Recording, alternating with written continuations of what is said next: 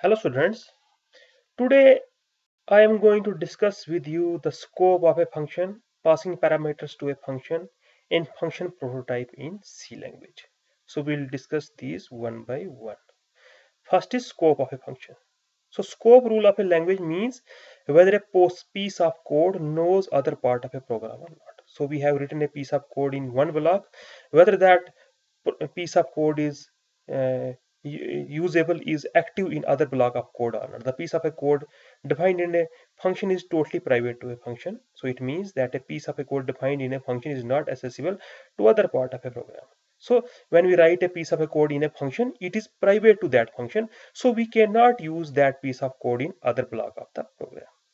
The variable defined in a particular function are private to a function and are called as local variables. So the variables which are defined in a particular function, these are called local variables. So the code and data defined in one function cannot be accessed by other function because two functions have different scopes. So when we write a code or when we define some data types in one function, we cannot use those data types or those functions in other those or that code in other functions. So the formal arguments are also fall in the scope of the function. They are also private to a function.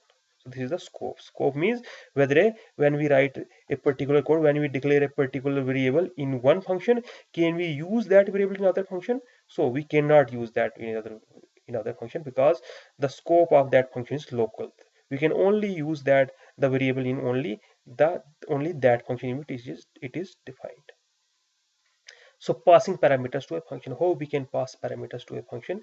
So when a function is called, it may contain the number of arguments that are to be passed with the function. So when we when we call a function, it have number of arguments. Any number of arguments can be passed to user defined function, but the number of arguments passed to library function are defined. So if we have a user defined function, we can pass any number of arguments as we want, as we wish. But in user defined functions, we have only but in user defined in library functions, we have only the fixed number of arguments. So parameters are defined as so for example, power is a library function, so it can take any two arguments. It has two arguments. The number in the data type or arguments cannot be changed. So see here, it has two arguments and its number and data type cannot be changed. For example, it only have two, and if it is integer, so it should be integer. We cannot change it. So parameters are classified as actual parameters and formal parameters. We have two types of parameters. One is actual parameter and other is formal parameter. Actual parameters are those parameters which are passed to a function when the function is called. When a function is called, the parameters passed to a function are called actual parameters, and formal parameters are those which are receiving the value supplied during the function call. So when we call a function, the parameters in the function are called actual parameter, and when we define the function, the parameters in the function are called formal parameters. So we will see. So number of actual parameters and formal parameters must match in number and data type, otherwise the compiler will generate an error. So at the calling time and at the definition where we call the function and where we define the function, the number and the data type of the parameters should be same. A name may be different. You can use different name in actual parameters and different name in formal, but the number and data type should be same. The number of actual and formal may not be same, but data type should match with one to one. So the name of actual and formal parameter may not be same, but the uh, data type and the number should match. So for example, here I have called a function. This is the main function. I have called a function name. So I have used these are actual arguments. These are actual parameters because I have called a function here. And if I look another, this is formal parameter. Where I have written the definition of the function, this is the formal parameter. These are the formal parameters. This is called the formal. So we will take an example and discuss. For example, I have written a program. I have included two header files: standard input.h and console input.h. So integer a initialize value with 6 and b with 3. So I have called a function and given the parameters it a and b.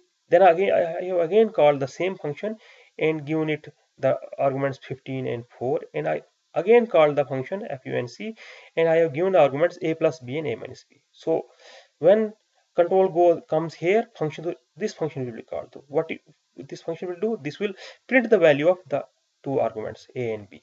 So here the value of a and b is 6 and 3. So I have 6 and these are the actual parameters and these are the formal parameters. So 6 and 3 got passed to here. The value becomes a becomes 6 and b becomes 3. So 6 and 3 got printed here. A equal to 6 and b equal to 3 got printed here. Then again control comes here, function 15 and 4. Now 15 and 4 passed to the parameters are 15 and 4. So 15 and 4 are passed to here. So now the value of a equal to 15 and b equal to 4 got printed. Then again this function a plus b and a minus a plus b is 3 plus 3 is 9 and a minus 6 minus 3 is 3. So again a equal to 9 and b equal to 3. A equal to 9 and b equal to 3 got printed here. This is how actual and formal parameters work. Now function prototype. So function prototype tells the compiler in advance that what type of values is returned by the function and what type of values are being passed to a function. So what type of value we have to return from the function and what type of value we have to pass to a function is called a function prototype. For example, we write int a, b, c and arguments are int a, int b. So function prototypes are used to validate function call. A function call that does not match with function prototype is a syntax error. When a function call does not match with the function prototype, that is called a syntax error. So there are two ways to passing actual arguments to a function when a function call is given. So we can pass the value to a function by two ways: call by value and call by reference. These are the two ways how we can pass actual arguments to a function. First is call by value and second is call by. So function prototype is what type of the return value of a function and what types of value we have to pass to the function and how many values we have to pass to a function. We have to declare in advance all this, and this is called the function prototype. So this is what I have today about the functions. Thank you.